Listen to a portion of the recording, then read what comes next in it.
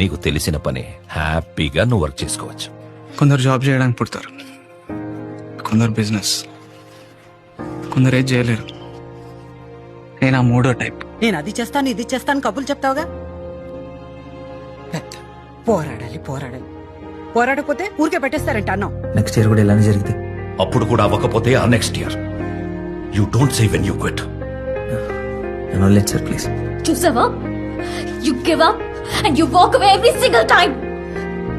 Life తో కూడా ఇదే చేస్తున్నావు. ఆ జనాలు ఆ గోల్ చూస్తుంటే మన వల్ల అయ్యేలా లేదురా. చిన్నప్పటి నుంచి భయం. చిన్నప్పుడు కరెంట్ పోతే భయం, నానంటే భయం, స్కూల్ అంటే భయం, రిమార్క్స్ వస్తే భయం, తప్పించుకొని తిరిగేవాడిని. నాకు రెస్పాన్సిబిలిటీస్ ఇష్టం లేదు. రెస్పాన్సిబిలిటీస్ అంటే భయం. నా లైఫ్ అంతా నేను ఏదో చేసేస్తాను, ఏదో అయిపోతానని నాకన్నా ఎక్కువగా నమ్మిన వాళ్ళందరినీ డిసప్పాయింట్ చేస్తూనే ఉన్నాను సార్. నాకేం అర్థం కావట్లేదురా.